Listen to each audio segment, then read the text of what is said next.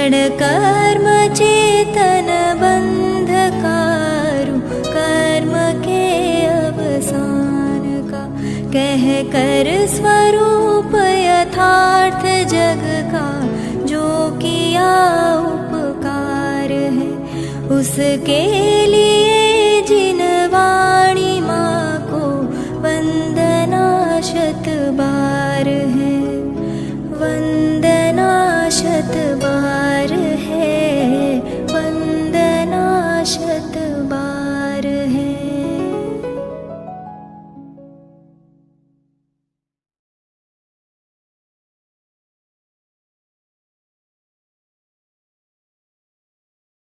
नमो अरहंताणं नमो सिद्धाणं नमो आर्याणं नमो अध्यायाणं नमो लोये सवसाहुणं शुद्धात्मान्मनेकान्तं साधमुत्तं मंगलम वंदे संदृष्टिसिद्ध्यर्थं संदृष्ट्यर्थप्रकाशकम् मंगलम भगवान वीरो मंगलम गौतम गणी मंगलम कुंदकुंदाज्यो जैन धर्मोस्तु मंगलम सर्वमंगलमांगल्यं सर्वकल्याणकारकं प्रधानं सर्वधर्माणां जैनं जयतु शासनम्। जे झाया जाने गहे कम कलंक ढहे, नित्य निरंजन नाण मैत्यो परम परमेव। नमः समय साराय स्वानुभूत्या चकास्ते, चित्स्वभावाय भावाय सर्वभावांतरच्छिदे।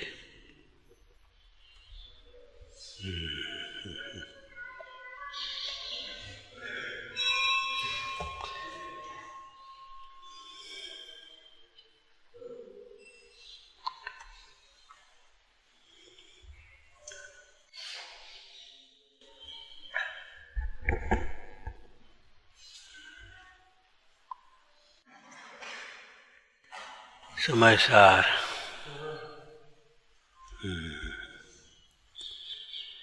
अर्थात शुद्ध आत्मा। कल की बात फिर दोहराएं। समय सार अर्थात ध्येय, कारण समय सार ध्येय, श्रद्धेय, जानने योग्य ज्ञेय। समय सार जिसके जाने बिना, समझे बिना, श्रद्धा बिना, ध्यान बिना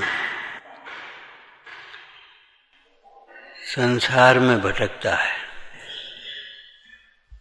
जिसका आश्रय करने पर जीव सुखी होता है, मुक्त होता है।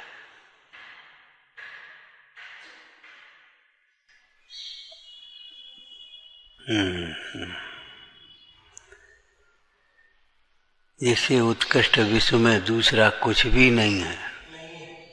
न खलु समय सारादुत्तरम किंचिदस्ति। समय सार शब्द आते ही, समय सार सामने आते ही महिमा से हृदय भर जाए।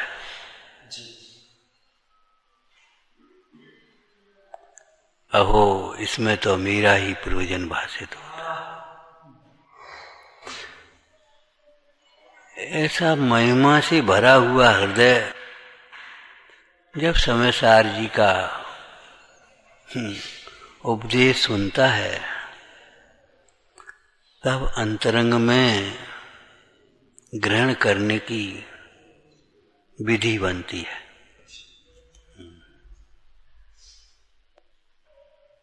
ठीक है, समय सार। ठीक है, क्या समय सार? वाचक से वाच्य को ग्रहण करने की कला आना चाहिए।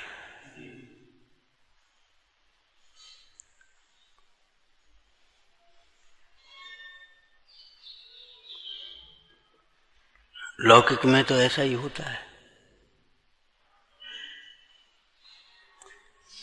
जिनका परिचय है, रुचि है, उन पदार्थों का नाम आते ही उनका स्वरूप, उनकी उपयोगिता, उनका नफा नुकसान हिल जाता है।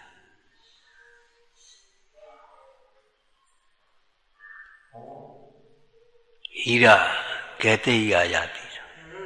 ये सावधानी से रखना, खो न जाए, इतना नुकसान हो जाए। वाह, बहुत कीमती है, कहां से मिल गया। ऐसे समय सार कहते ही, सुनते ही एक वाक्य सुना पड़ा होगा, चीरता हुआ भीतर निकल जा। जैसे एक्सरे किरणें सीधी चीरती हुई भीतर उसको विषय कर लेती है। समय सार कहते उपयोग अंतर्मुख हो जाए।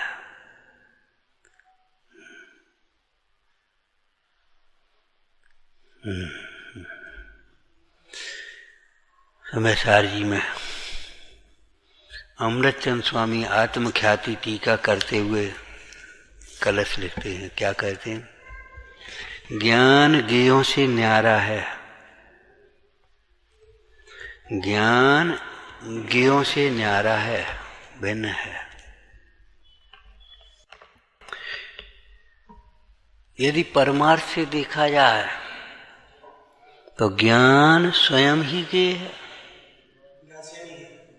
ज्ञान स्वयं ही गेय है।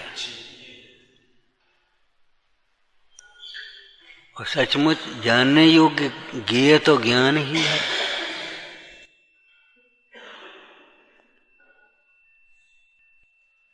वह ज्ञान गेयों से न्यारा होते हुए भी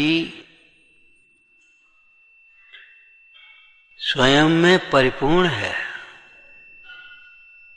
वह ज्ञान गेयों से न्यारा होते हुए भी स्वयं आनंदमय है, अविनाभावी। ज्ञान मात्र भाव में सुख शक्ति भी उछलती है। प्रभु है, न्यारा है, लेकिन न्यारा होते हुए भी कोई असमर्थ है ऐसा नहीं है।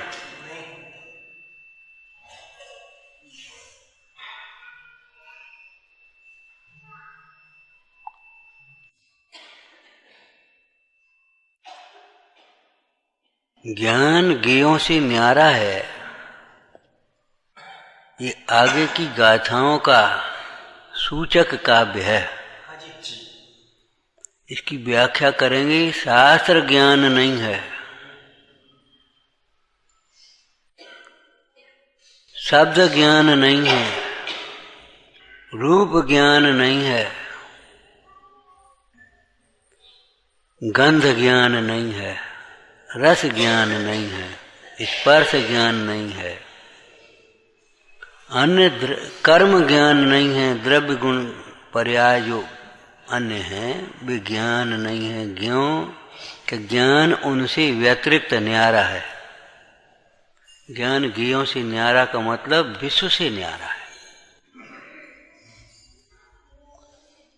फिर भी ज्ञान अपने में परिपूर्ण है, पर भाव से भिन्न होते हुए भी आत्मा अपूर्णम, अपने गुण पर्यायों से परिपूर्ण है। जैसे एक धनी कर्जा बिल्कुल नहीं है, फिर भी अपने धन से धनवान है, कोई दरिद्र नहीं है।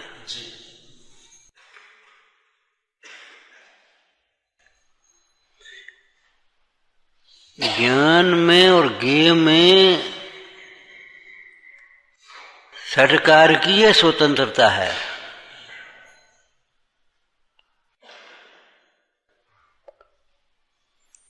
ज्ञान गेय से न्यारा, ठीक है, ये साधारण बात नहीं है। न्यारा है, और जो न्यारे होते हैं उनमें व्यापक संबंध नहीं होता, तो कर्ता कर्म संबंध भी नहीं होता।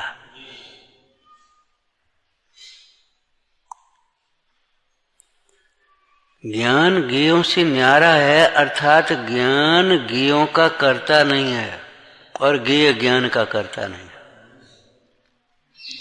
ज्ञान में जो गेयों का प्रतिभास होता है वह ज्ञान का ही परिणमन है। ज्ञान की सामर्थ्य से गेयों से निरपेक्ष रहते हुए ज्ञान गेयों को जानता है। ज्ञेयों को जानता है, ये व्यवहार है। क्यों? ज्ञान ज्ञेयों को जानते समय भी ज्ञेयों से तादात्म्य नहीं होता, ज्ञेयों का कोई अवलंबन नहीं है, ज्ञेयों से प्रभावित नहीं होता। ज्ञान ज्ञेय रूप होकर ज्ञेयों को जानता नहीं, ज्ञान ज्ञान रूप रहते हुए ज्ञेयों को जानता है। ये दिव्यता है ज्ञान की, सामर्थ्य है।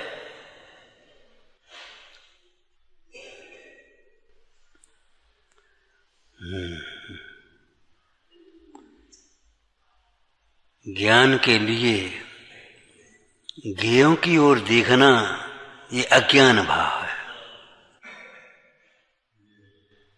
ज्ञान के लिए ज्ञेयों की ओर देखना ये अज्ञान भाव है। ज्ञेय को ज्ञान को ज्ञेयों को जानने के लिए भी ज्ञेयों के सन्मुख होने की जरूरत नहीं। ज्ञान को ज्ञायक को जानने के लिए तो ज्ञेय की सन्मुखता चाहिए ही नहीं, कोई ज्ञेय की सहायता चाहिए ही नहीं। ज्ञान, लेकिन ज्ञान को ज्ञेयों को जानने के लिए भी ज्ञेयों के सन्मुख देखने की जरूरत नहीं। एक दृष्टांत दिया था, जैसे स्वस्थ आंख बिना चश्मा के ही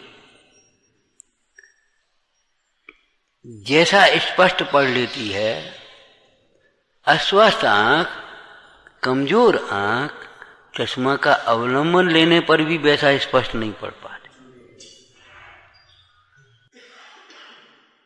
कोई कमजोर आंख वाला विचार करे, चश्मा से भी तो अच्छी तरह नहीं दिखता, बिना चश्मा के कैसे दिखेगा?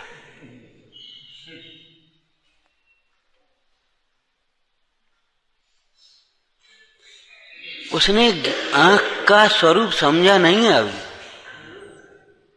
ये तेरी आंख की कमजोरी है जो चश्मा का अवलंबन होने पर भी स्पष्ट नहीं दिखता। ऐसे ज्ञान जो स्वस्थ ज्ञान है, स्वस्थ ज्ञान का अर्थ स्व में स्थित ज्ञान है, लीन ज्ञान है, केवल ज्ञान जिसको कहते हैं। इंद्रिय ज्ञान वाला इंद्रियों के द्वारा भी जितना स्पष्ट विषयों को नहीं जानता, उससे अनंत गुना स्पष्ट युगपथ प्रत्यक्ष केवल ज्ञान उन ज्ञेयों को जानता है।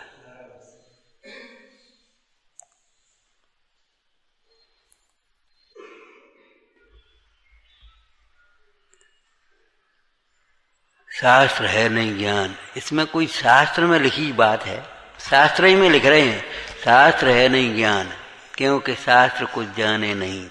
इस हेतु से है शास्त्र अन्य और ज्ञान अन्य प्रभु कहे। शास्त्र में लिखा है शास्त्र ज्ञान नहीं, तो शास्त्र ज्ञान नहीं है इसका मतलब षटकार घटा दो इसमें। शास्त्र का ज्ञान होने के लिए भी शास्त्र की ओर नहीं, शास्त्र पढ़ने की जरूरत नहीं है। जी बताओ, जिन्होंने शास्त्र लिखे तो उनके ज्ञान में ये विषय आया तब वहां लिखा गया कि नहीं लिखा गया? शास्त्र की रचना का पंडित टोटरमल जी का वाक्य दोहा बोलना, ज्ञान राग तो मीरो मिलो, लिखनो करनो तनको बनो, कागज मस अक्षर आकार, लिखिया ग्रंथ प्रकाशनहार।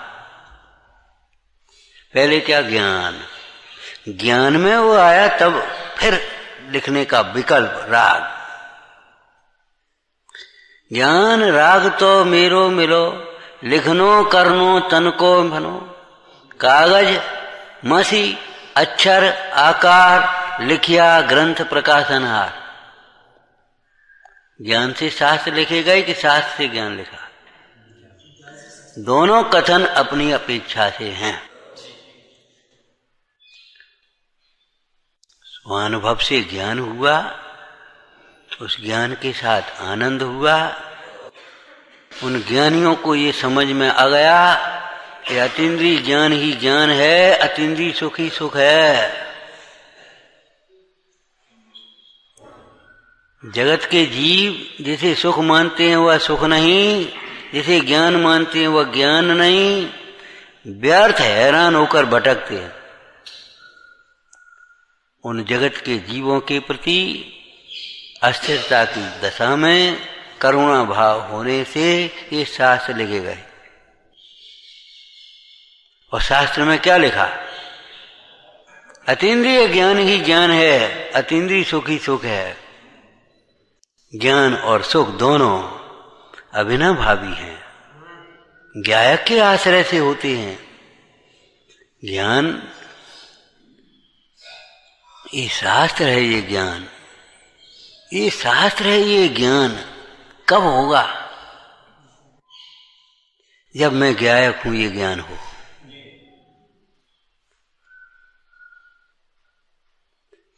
जिन्हें आत्मज्ञान नहीं है, ऐसे जगत के मोही प्राणी शास्त्रों को भी अब क्या कहें, ऐसे पढ़ते हैं, ऐसे सुनते हैं जैसे कोई अखबार पढ़ता हो, स्कूल की किताबें पढ़ता हो।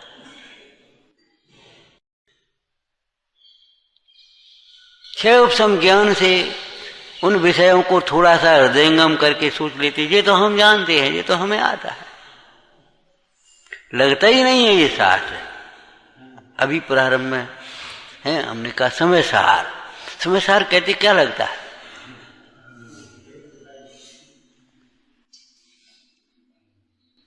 ठीक है, एक ग्रंथ है, कुंद कुंद स्वामी ने लिखा है, आज से 2000 वर्ष पूर्व लिखा गया।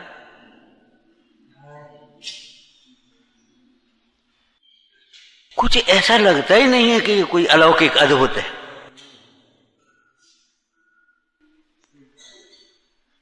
एक घटना पड़ी होगी, रायचंद जी के पास जब समय सार जी लेकर के पहुंचा, डूब गए।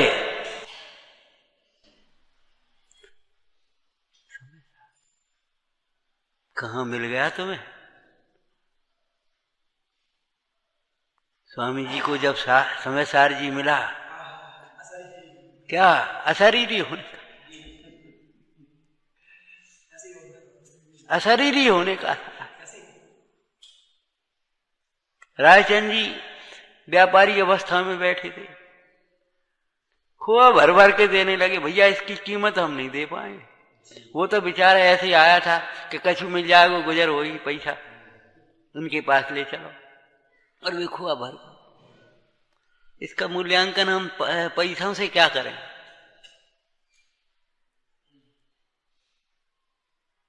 समय सार के स्तुतिकार कैसे लिख रहे हैं?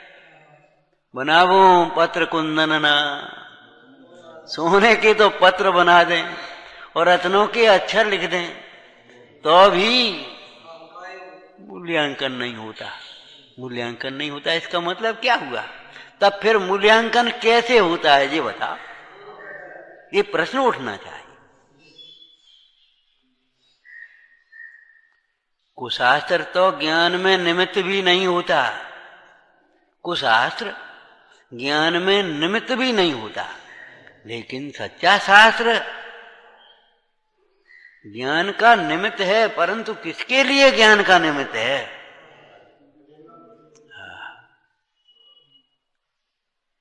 जो कौतूहली होकर शास्त्र में पढ़ा सुना शुद्धात्मा कौतूहली होकर अंतर्मुख होकर के ग्रहण करे, ज्ञान ज्ञायक के आश्रय से हो तो निमित्त है शास्त्र।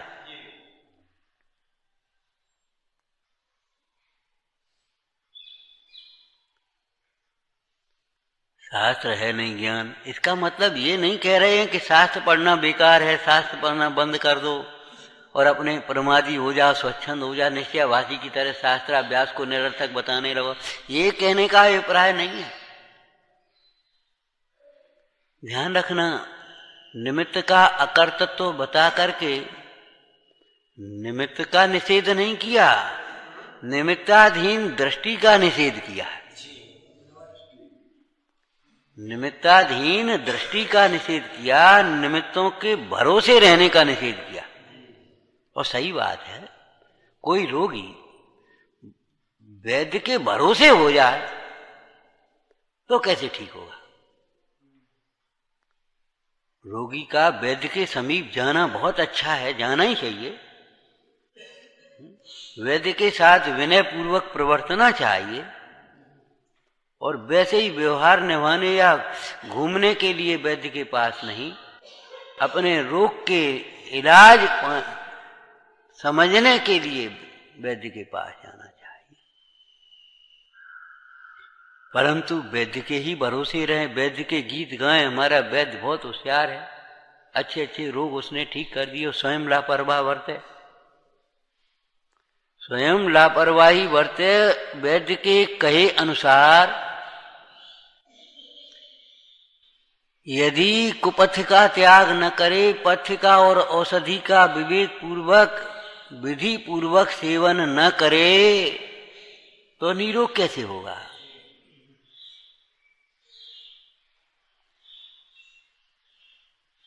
चाहे कहीं भटकता था, वीतरागी देवशास्त्र गुरु की शरण में आया, ये तो बहुत अच्छा हुआ, घाट पर आ गया। परंतु इन्हीं के भरोसे हो जाए, इनसे ही ज्ञान हो जाएगा, ऐसा सोच करके विचार कर यही सोचता रहे अब क्या करें। लौकिक क्षेत्र में भी कहीं भरोसा की बात नहीं है। एक शब्द आपने लौकिक में ही पढ़ा होगा, आत्मविश्वास। सबका विश्वास ठीक है, वो अपनी जगह है, लेकिन आत्मविश्वास सबसे जगह सफलता का मूल कारण है। वैद्य का भरोसा रखो, लेकिन अपना भी भरोसा रखो।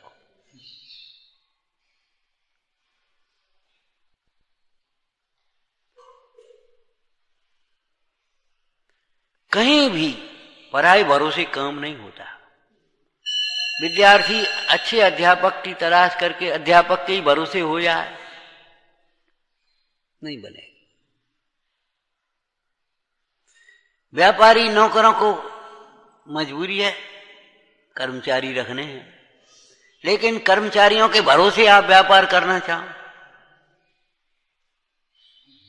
कर्मचारियों के भरोसे ही सारा व्यापार छोड़ दो तो क्या होगा?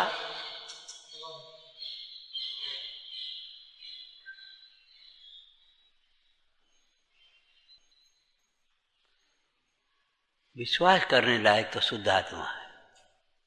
परमार्थ बात इतनी है, क्यों प्रवचन सार जी में कुंद कुंद स्वामी ने कहा, शुद्ध आत्मा ही ध्रुवत्व के कारण, ध्रुव होने के कारण उपलब्धमान है। अन्य पदार्थ पुण्य के उदय से आज मिल गए, ठीक है, अनुकूल हैं, सब बढ़िया बात है, कोई दिक्कत नहीं है, उनका कोई दोष नहीं है, लेकिन वे अध्रुव हैं। इसलिए विश्वास करने लायक नहीं। सहज प्राप्त भोग भी कोई भोगने लायक नहीं है, भरोसा करने लायक नहीं है। ठीक, हमारे पास तो इतनी संपदा है, हमारा शरीर तो अच्छा है, हमारे पास तो सारी व्यवस्था है, वो अध्रुव है, अध्रुव विनाशी है। शुद्ध आत्मा ही ध्रुवत्व के कारण उपलब्धमान है। एक शुद्धोपयोग ही मेरे लिए शरणभूत है। क्यों? जो परम आनंदमय, अक्षय आनंदमय मुक्त दशा है, सिद्धत्व है, वह शुद्धोपयोग के द्वारा ही प्राप्त होता है और शुद्धोपयोगमय है। एक देश शुद्धोपयोग को साधन कहेंगे और पूर्ण शुद्धोपयोग को साध्य कहेंगे। सिद्ध दशा शुद्धोपयोगमय है, उसका साधन भी शुद्धोपयोगी।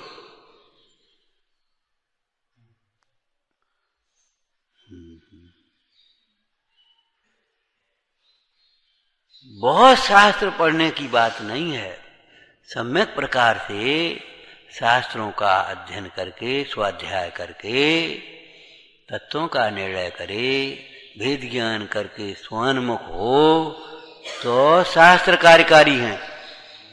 पंडित टोटमल जी ने रात को स्वाध्याय चला था, 2-3 दिन पहले कहा था, यह तेरी सच्ची दृष्टि है तो सभी शास्त्र कार्यकारी हैं। यह तेरी सच्ची दृष्टि है तो सभी शास्त्र कार्यकारी हैं। उल्टा कर दें तो यह तेरी दृष्टि खोटी है तो कोई शास्त्र कार्यकारी नहीं। छल ग्रहण करता है। अध्यात्म शास्त्र जो वेद ज्ञान के कारणभूत हैं, वीतरागता के लिए कारणभूत हैं, ऐसे अध्यात्म शास्त्रों में से भी कोई स्वच्छंदता निकाले या प्रमाद का पोषण करे तो बताओ शास्त्र का क्या दोष है? वो शास्त्र कार्यकारी कहाँ रहा?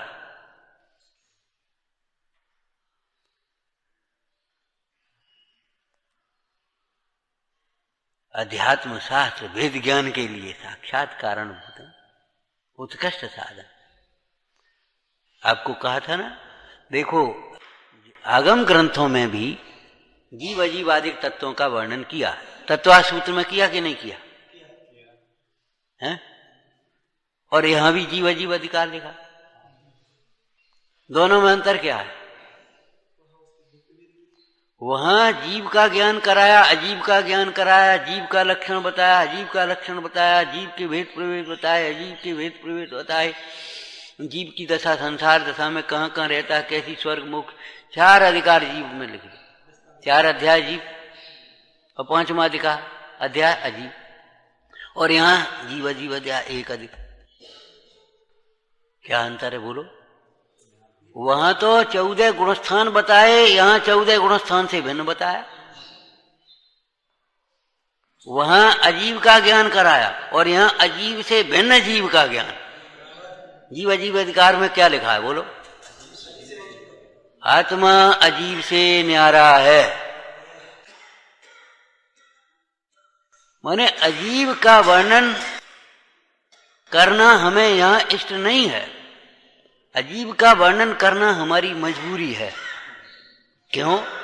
यह जीव अजीब को जीव मान करके बैठा है,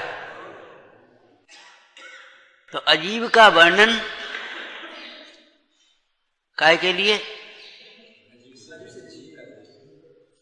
और अच्छी बात बता, अजीब का वर्णन अजीब में जीव बुद्धि छुड़ाने के लिए है।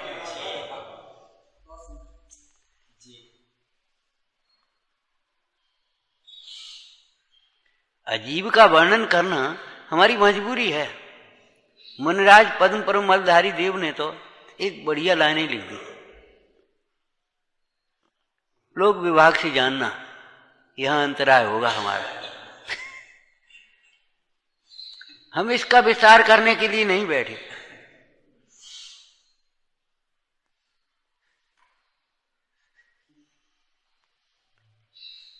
मतलब अजीव को अनादिकाल से जीव माना है, जीव के बिना। कौन जानता है ये शरीर है? कौन जानता है पता? जगत के सारे मोही प्राणी यही मैं हूं ये जानते हैं। ये कौन जानता है ये शरीर है, पुद्गल है? शास्त्र पढ़ करके सुन करके पुद्गल कहना अलग बात है।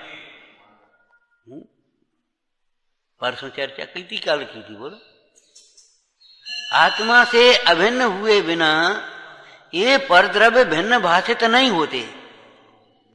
क्यों भाषित होंगे? ज्ञान में। और ज्ञान यथा सम्यक ज्ञान कब होता है? जब ज्ञान ज्ञायक से अभिन्न होता है। जब तक ज्ञान ज्ञायक से अभिन्न नहीं होता तब तक सारी बातें कहने की हैं।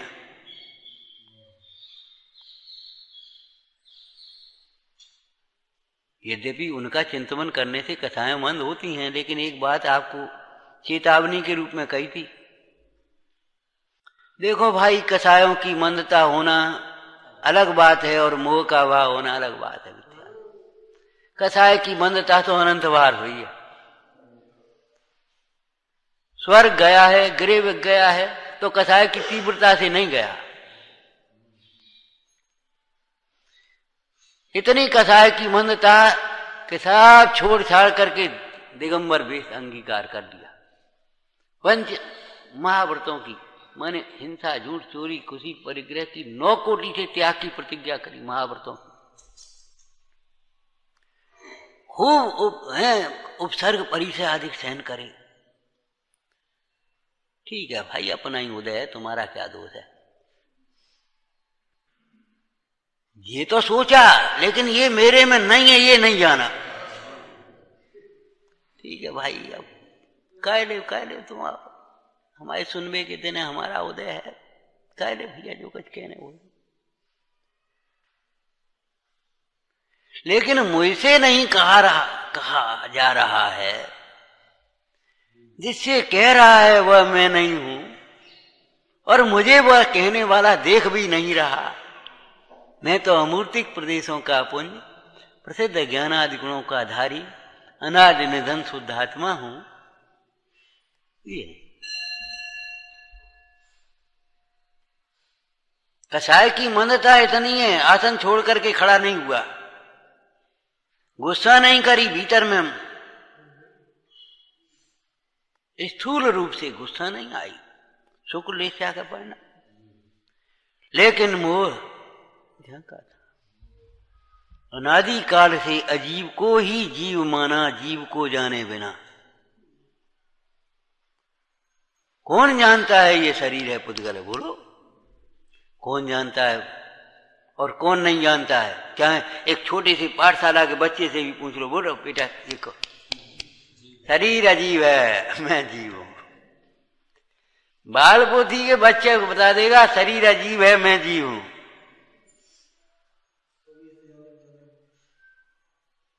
कौन नहीं जानता? अभी ऐसी सभा में कहने बैठ जाए, सुनो हम तुम्हें समझाएं, मैं जीव हूं, समझो मैं जीव हूं, शरीर अजीब हूं। हर एक को ये लगेगा ये क्या बात है, अरे बाल पोथी में पढ़ी तो ये हम जानते नहीं, ये तो हम जानते ही हैं, लेकिन कभी ये नहीं लगता यही हम नहीं जानते। ऐसे जानने को जानना नहीं कहते भाई। समझदार जीवन जब जीव जीव अधिकार लिखा, अजीब की चर्चा की, तो कहां अजीब की चर्चा है? जैसे छेडाला में सूचना दी, चेतनता बिन सो अजीब है पंच भेद ताके, ऐसे तो अजीब तत्व ऐसे ही तो लिखा है। चेतनता बिन सो अजीब है पंच भेद ताके। उदगल धर्म अधर्म आकाश काल ये चर्चा आ गई कि नहीं आ गई? और यहां जब अजीब की चर्चा करने के बैठे तो धर्मादि वे मेरे नहीं उपयोग केवल एक। इस संसार में पुद्गल नाचता है अकेला, ये पुद्गल नाच रहा है।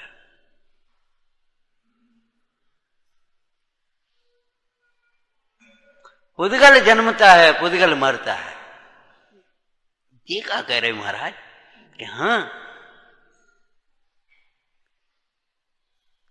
पुद्गल को मैं जानने वाला जीव जन्मता है, पुद्गल को मैं जानने वाला जीव ही मरता है। अपने को आत्मा समझने वाला जीव कहां मरता है?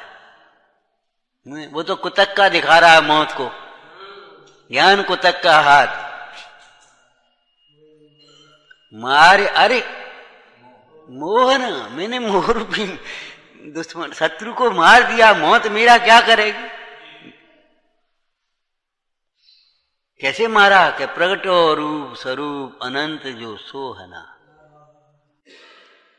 ऐसे मोह मारा जाता है। प्रगटो रूप स्वरूप अनंत जो सोहना। अब हमारा अंत नहीं, जा पर्याय को अंत सत्य कर जानना, और चले बनारसी दास फिर नहीं आवना। किसके बल से ये बातें लिखी गई होंगी, कहां से निकली होंगी? उतार करके नहीं लिख दी है। ग्रस्त अवस्था के ज्ञानियों की दशा है, मुनराजों की बात तो अलौकिक है। क्यों? ज्ञानी दो प्रकार के थोड़े हैं। ज्ञानियों की जो रागात्मक दशा है वो अलग प्रकार की है, ग्रस्त और मुनि, लेकिन ज्ञानी तो ज्ञानी है। अब हम अमर भय न मरेंगे। कैसे माने? मरे अनंत बार बिन समझे, अब सब दुख बिसरेंगे, अब हम अमर भय न मरेंगे।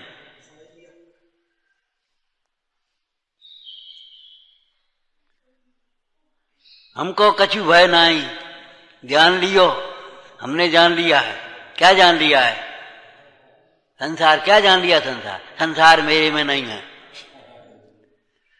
मैं संसार में नहीं हूं, मैं तो इस समस्त संसार से न्यारा सारभूत शुद्धात्मा हूं, समय सार हूं। समय सार में संसार नहीं है, और समय सार की आराधना से संसार होता नहीं है, रहता नहीं है। समय सार में संसार नहीं है, और समय सार की आराधना से संसार का अभाव होता है। शुद्धात्मा में, समय सार में, रे रे प्रभु, दुख नहीं, दुख का कारण नहीं, संसार नहीं, संसार का कारण नहीं। संसार का कारण कर्म, कर्म का कारण मोह राग देश। अब कहाँ है ऐसा शुद्धात्मा?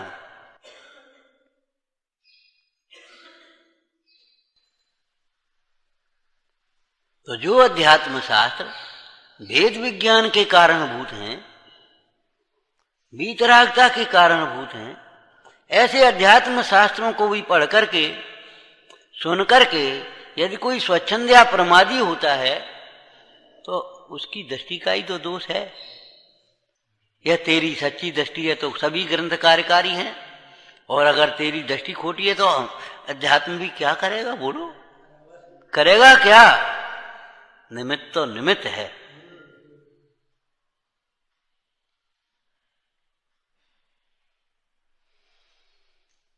ज्ञान ज्ञेयों से न्यारा है, उसकी पहली चर्चा ये कि शास्त्र से ज्ञान नहीं, शास्त्र ज्ञान नहीं है, न्यारा है। क्या मतलब? तू शास्त्र पढ़ते सुनते ही मत अटक जाना। शास्त्रों को जो नहीं पढ़ते, नहीं सुनते, नहीं समझते, उनको तो तू मूर्ख मानता है, और कुछ शास्त्र पढ़ करके तू अपने को ज्ञानी मानता है। विचारना है, अगर तू ज्ञानी है तो विचारना तुझे अपना स्वरूप कैसा भाषित होता है। समाधि मन में कैसी सुंदर चर्चा लिखी है, ज्ञानानंद श्रावकाचार्य में कैसी सुंदर चर्चा लिखी है। मुझे तो ज्ञान ही ज्ञान सूझता है, ज्ञान में ज्ञान ही भाषित होता है। ज्ञान ज्ञान ज्ञान ज्ञान, हमारा विश्व हमें ज्ञानमय दिखता है। अमृतचंद स्वामी कहते हैं चित्त, हमें हमारा लोक चित्त स्वरूप लोक दिखता है। चित्त स्वरूप लोक वह हमारा लोक है, एक शाश्वत लोक है। इसके अलावा ये लोक और परलोक भिन्न है, उसका भय हमें कैसे होगा? हमें तो हमारा चित्त स्वरूप लोक दिखता है।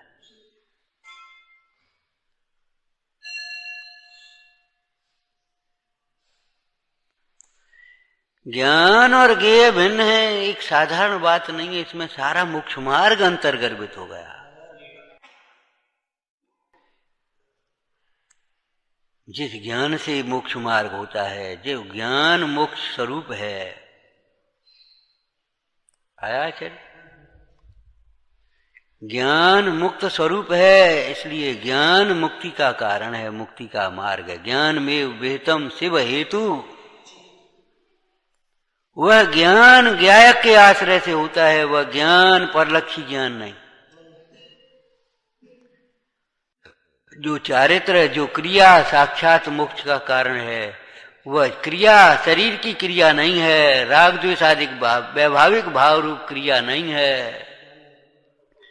वह क्रिया ज्ञप्ति क्रिया, वितराग भाव रूप क्रिया, स्वरूप में लीनता रूप क्रिया, वह क्रिया आत्मामय है।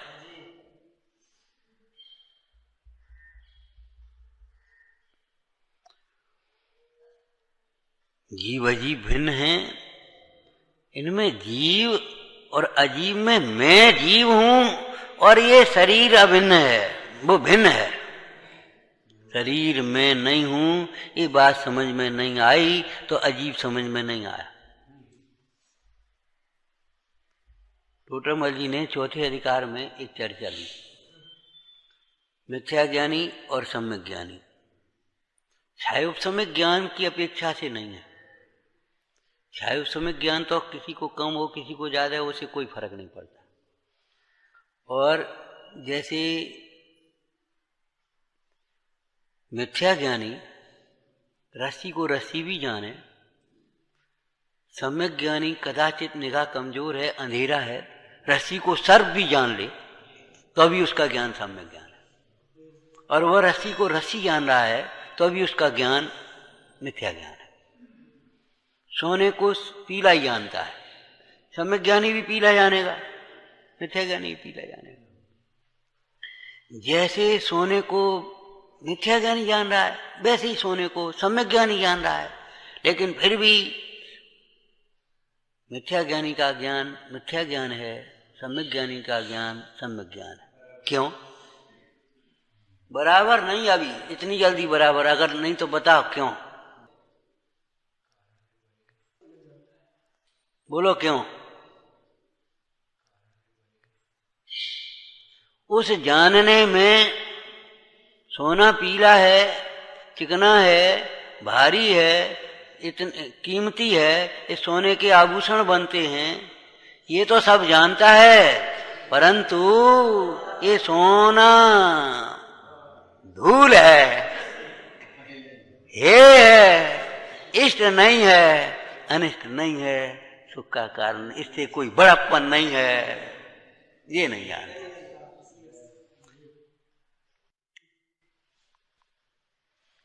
सोने के आभूषण बहुत अच्छे लगते, ये जानता मिथ्या दृष्टि, सोने को पीला चिकना तो जानता है, लेकिन ये सोना, सोने से मेरी शोभा है, सोने से मेरी बड़प्पन है। 5 किलो सोना था, वो बहुत बड़े आदमी है। सोने के बासन में भोजन खाते हैं, ओ सोने के बासन, ऐसा आंखें फाड़ करके देखता है जैसे कुछ बहुत बड़ी बात हो। अरे रे, सोने के बर्तन में भोजन करते होंगे, लेकिन पानी पात्र में भोजन करने वालों की तुलना थोड़ी हो सकती है। विचार करो, करते होंगे, क्या लेना देना, ये पुण्य के ठाट है, इसमें क्या दम?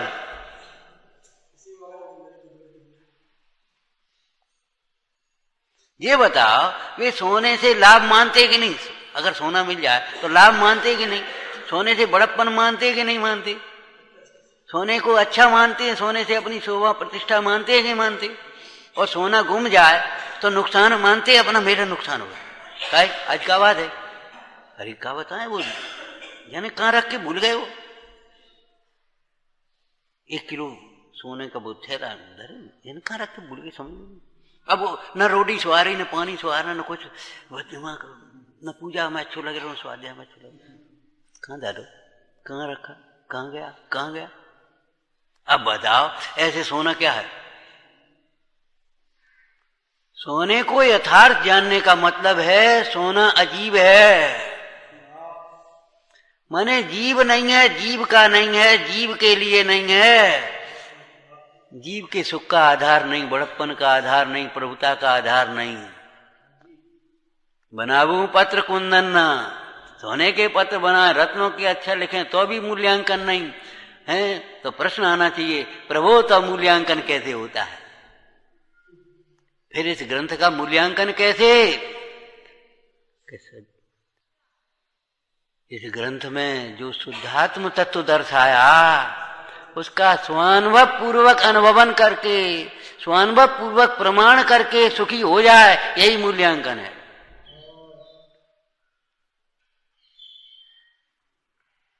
महाराज महिमा कह नहीं सकते हम, जरूरत भी नहीं है, समझ जाओ, और इस ग्रंथ की महिमा को समझकर अपनी महिमा समझ जाओ, अपनी महिमा में निमग्न हो जाओ, बस यही मूल्यांकन है।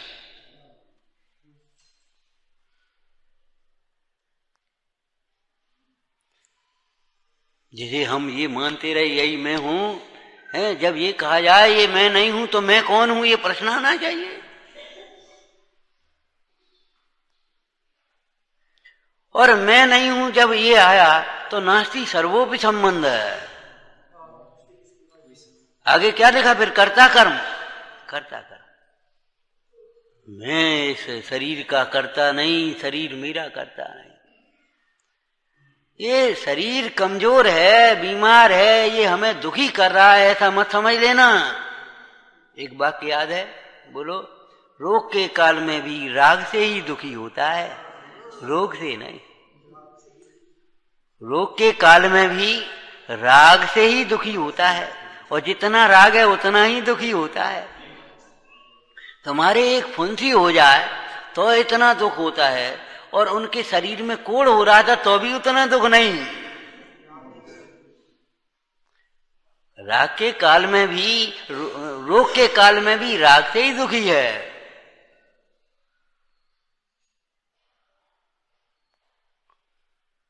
ये दुख का कारण नहीं, सुख का कारण नहीं, ये हमें हैरान करता है।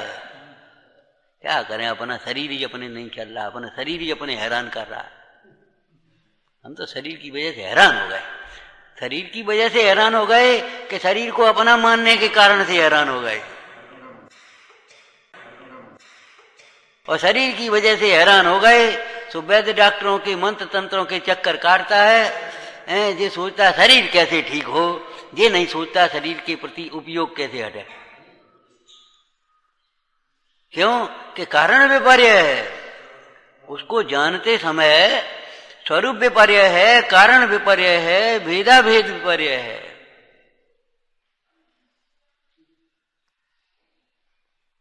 विपरीतता है। इसलिए सोने का सोना रूप जानना भी विपरीत है, रस्सी को रस्सी जानना भी विपरीत है। और वह क्षयोपशम ज्ञान की कमजोरी से अंधेरे में रस्सी को सर्प भी जान गया। ये देखो तो काट दो, तो भी और कदाचित डर भी गया, डर करके पीछे भी भगा, दे सांप। तो अभी ये चारित्र का दोष है अभी, और ज्ञान में विपरीतता नहीं अभी। क्यों कि रस्सी हो चाहे सर्प हो, दोनों न्यारे हैं। रस्सी हो चाहे सर्प हो, न्यारे हैं। न्यारा जानना ये है ज्ञान। आपको पहले भी कहा था, किसी भी पदार्थ का ज्ञान, ये सच्चा ज्ञान क्या है, ये मैं नहीं हूं, ये मेरा नहीं है, मेरे लिए नहीं है, ये इष्ट अनिष्ट नहीं है। जहां मैं की कल्पना आई ये मैं हूं, या ये मेरे की कल्पना आई, इष्ट अनिष्ट की कल्पना आई, समझ लेना ये अज्ञान भाव हुआ।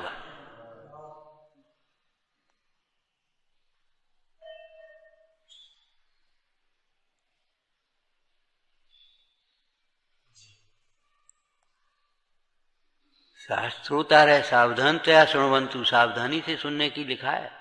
क्या मतलब हुआ कि भैया तुम सोचो हम शास्त्र पढ़ते पढ़ते ही ज्ञानी हो जाएंगे, ऐसा नहीं। अंतर्मुख होकर के प्रमाण करना, अंतर्मुख होकर के प्रमाण करना। अभी कहा था एक पहले हैं, इनका बराबर किधर देख करके बराबर कहा। एक साधारण आदमी भी देखो कितने हैं, 15,000 बराबर, ठीक है। किधर देख करके बराबर कह रहा वो शकल देख करके बराबर कह रहा है। उसने कहा 15,000 है, बराबर, ठीक है। 15,000, एक नोट कम है, जाओ एक नोट ज्यादा है। माने किधर देख करके वो बराबर कर रहा है, ये तो बताओ।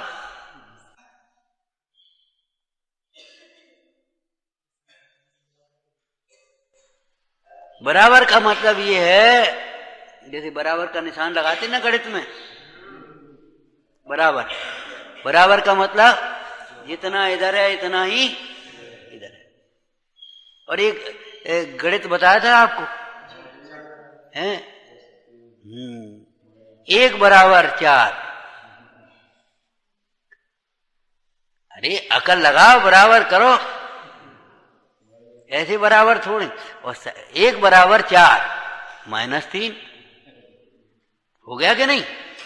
1 बराबर 4 -3 हो गया बराबर कि नहीं? बोलो सही है कि नहीं? गलत नहीं रहा ना? 1 बराबर 4 गलत, 1 बराबर 4 अधूरा सुना, रुक जाओगे। 4 -3, हाँ सही है। तो जब यहां संसारी को सिद्ध कहा तो फिर कैसे कहा? सिद्ध समान। संसारी 4 और सिद्ध 1। समझ में आया कि नहीं? सिद्ध दशा में अकेला आत्मा है, और संसार में आत्मा द्रव्य कर्म नो कर्म और भाव कर्म, है कि नहीं? अब इनको अलग कर दो। जब सिद्ध समान कहा तो संसारी को ब्रह्म से सिद्ध समान मानने की बात नहीं है, नहीं तो स्वच्छंदता आएगी, निश्चयाभास खड़ा हो जाएगा। सिद्ध समान मानने का अर्थ ये है अपने को द्रव्य कर्म, नो कर्म, भाव कर्म से न्यारा समझना। ये लाइन कल भी कही थी, हैं? सिद्धत्व की स्थापना का अर्थ है अपने को द्रव्य कर्म, नो कर्म, भाव कर्म से न्यारा सहज ज्ञान आनंद स्वरूप अनुभवना। यही सिद्धत्व की स्थापना है। सिद्धत्व की स्थापना का मतलब है कि सब सिद्ध समान है, सब सिद्ध समान है। ऐसा टरकाने की बात नहीं है, खुश करने की बात नहीं, खुशामदी बात नहीं है। ऐसे तो छोटा बच्चा भी कह देगा कोई छोटा बड़ा नहीं है, सब भगवान आत्मा है। लेकिन भगवान आत्मा का मतलब ये शरीर राग कर्म, राग द्वेषादिक भावों से न्यारा वो चैतन्य स्वरूप है, उधर लक्ष्य करके। अरे भाई देखो किधर काम किधर करो तो काम बिगड़ेगा।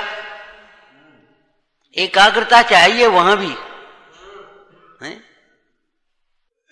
ऐसे उस स्वभाव के सन्मुख उपयोग हो तब वह बराबर होता है, तब प्रमाण। हाँ बिल्कुल सही है। मेरो धनी नहीं दूर दिशांतर, मोही में है मोह सूजत नीके। क्या लिखा? मेरो धनी नहीं दूर दिशांतर है। गुरु ने क्या कहा था? तो ही में है तो सूजत नहीं। कहां भटक रहा है? कई उदास रहे प्रभु कारण, कई कहीं उठ जाए, कहीं के कहां मिलेगा आत्मा, कहां मिलेगा है? क्या करें? कोई पहाड़ पर चढ़ करके बैठ गया, कोई खुद नहीं चढ़ा रहा तो डोली में खींचे मन, डोली में बैठ बैठ करके पहुंचा, हे भगवान आत्मा आत्मा। अरे भाई तेरे में है, तुझे सूझता नहीं है। जब गुरु के द्वारा बताए गए चेतन लक्षण से उसने लक्ष्य किया तो बड़ी खुशी से क्या कह रहा है अंत में? मेरो धनी नहीं दूर दिशांतर, मोही में है मोह सूजत नीके। हे प्रभु मुझे भली प्रकार दिख गया।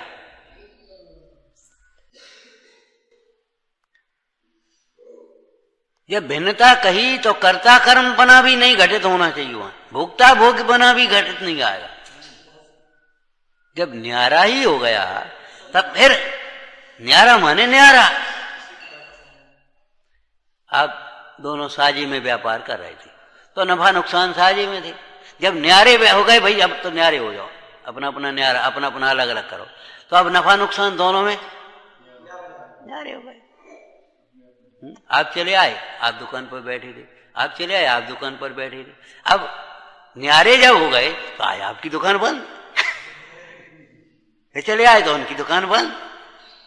न्यारा माने न्यारा, न्यारा माने ये थोड़े ही कि नफा में न्यारा और नुकसान में शामिल, या नुकसान में न्यारे और नफा में शामिल, ऐसा तो नहीं होता। न्यारा माने न्यारा, नास्ति सर्वोपि संबंध। बड़ी गंभीर बातें हैं, थोड़ा सा विचार किया जाए अपने आत्महित पर दृष्टि रख करके। कहा था ना सच्ची दृष्टि का अर्थ ही है स्वभाव दृष्टि और आत्महित की दृष्टि, स्थूलपने अर्थ उसका। अगर तेरी स्वरूप दृष्टि है, सभी ग्रंथ कार्यकारी, महापुरुषों का जीवन पढ़ेगा तो तेरा उत्साह बढ़ेगा, तेरा वैराग्य बढ़ेगा, तेरा राग आदि मंद होंगे, आसक्ति टूटेगी अगर तूने सही प्रकार से पढ़ा तो।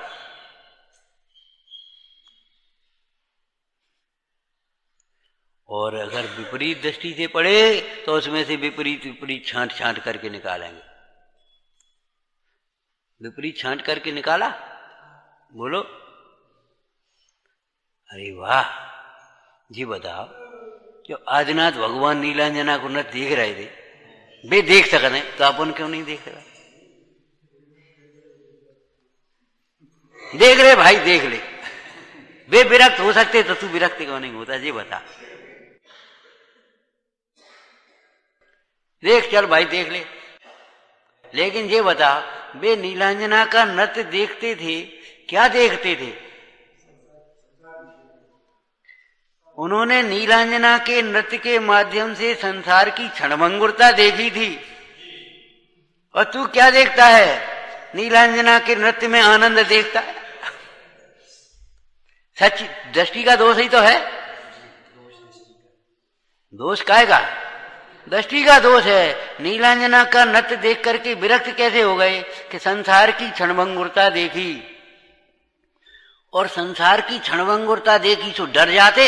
विरक्त कैसे हुए कि संसार की ही क्षणभंगुरता देखी, स्वभाव की नहीं।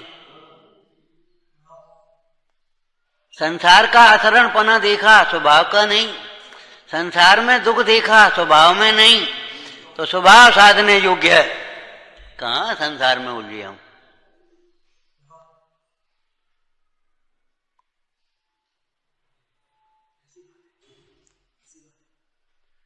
मैंने संसार की क्षणभंगुरता ध्रुव के आश्रय से देखी।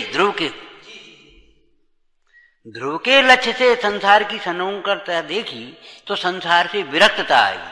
और अगर संसार की क्षणभंगुरता संसार की ओर ही देखते हुए देखेंगे और ध्रुव की पता नहीं है तो भयभीत बना होगा। अब कहां जाएं, अब क्या करें।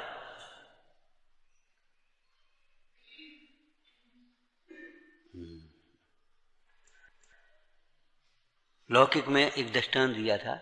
देखो भाई, यदि आपको कोई भय का प्रसंग दिखता है, भय का स्थान दिखता है,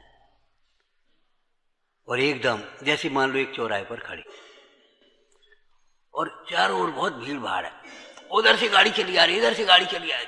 अब आपको क्या होता है? अब किधर जाएं, अब क्या करें। लेकिन अगर कोई रास्ता दिखता है सामने तो भय नहीं होता, एकदम उधर निकला।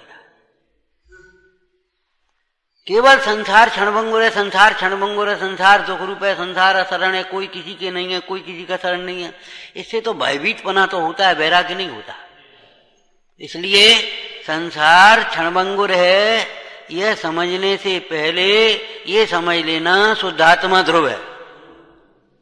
शुद्धात्मा ध्रुव है, उसके आश्रय से संसार की क्षणभंगुरता का ज्ञान तो होगा, लेकिन आपको भय नहीं होगा, द्वेष नहीं होगा, क्रोध नहीं आएगा।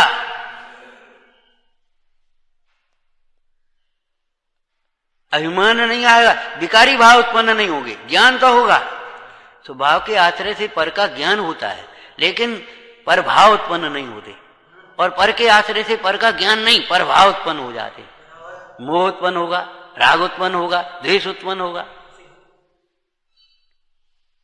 अपने को देखे बिना पर को देखो, यही लगता है यही मैं हूं, ये मेरा है, ये अच्छा है, ये बुरा है। बस यही कल्पनाएं खड़ी होती रहती हैं, और इन कल्पनाओं का फल ही मोह राग द्वेष है, इनका फल ही कर्म बंध है, संसार। ज्ञान और ज्ञेय भिन्न है। मतलब हमारा ज्ञान ज्ञेयों के लिए नहीं है, हमारा समय एक विकथा में गंवाने के लिए नहीं है, हमारी शक्ति इन इच्छाओं की पूर्ति के लिए ज्ञेयों के लिए नहीं है। जा हटाओ जा मिला, जा हटाओ जा मिला, इसके लिए हमारी शक्ति नहीं है। इन्हीं को संभालते रहो, इसके लिए हमारा समय शक्ति बुद्धि। ये दुर्लभ अवसर महाभाग्य से जिन शासन मिला, एक बात लक्ष्य में आ जाए, बस केवल आराधना के लिए है, केवल आराधना के लिए है। हमारे ये महायोगीश्वर विचार करो, प्रभावना का भी लक्ष्य नहीं करते। आराधना करते करते प्रभावना हो जाए, बीच में भव्यों के भाग्य से जो उपदेश हो जाए, शास्त्र रचना हो जाए, संबोधन हो जाए, शिष्यों को दीक्षा हो जाए, प्रायश्चित हो जाए, जो हो जाए सहजपने, लेकिन मुख्य रूप से तो अपने स्वरूपाचरण में लीन रहते हैं। ये हमारा जीवन बस केवल आराधना के लिए है।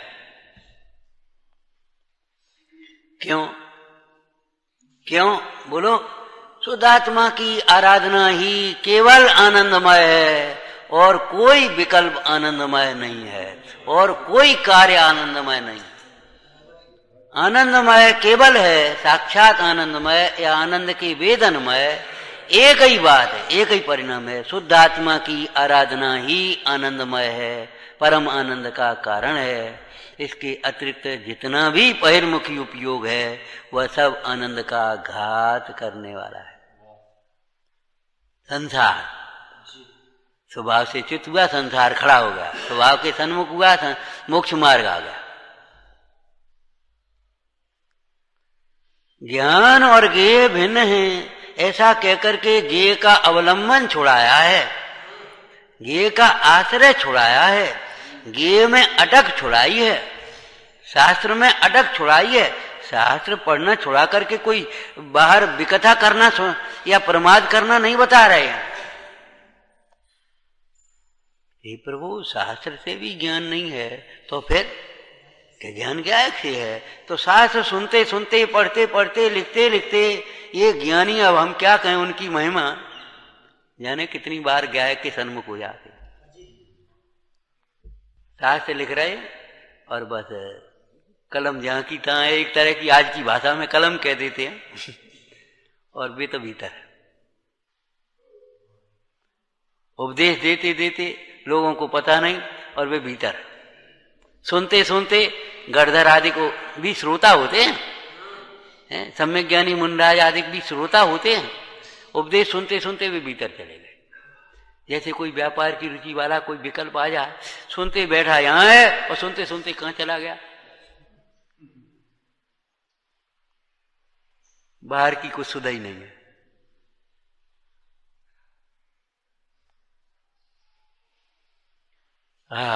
ज्ञान और ज्ञेय भिन्न है। क्यों कहा जा रहा है कि तू ज्ञान और ज्ञेय को अभिन्न मान रहा है, ज्ञेयों से ही ज्ञान मान रहा है, ज्ञान के लिए ज्ञेयों में अपना उपयोग भरमा रहा है, कुछ ज्ञानों को ज्ञेयों को जान करके अपने को ज्ञानी मान रहा है। उस ज्ञान के बल पर तू सुखी होना चाहता है। भाई, इस परलक्षी ज्ञान के बल पर सुखी नहीं हुआ जाता। विचारना।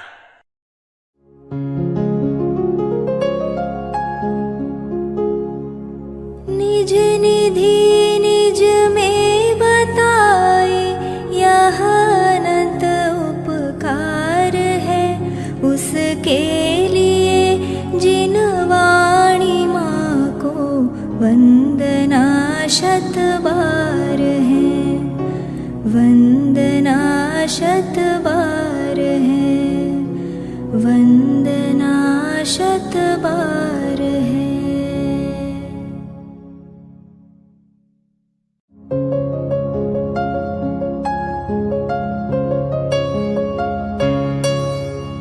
हे जिन वाणी भारती तो ही जपो दिन रैन, जो तेरी शरणा गहे सो पावे सुख चैन।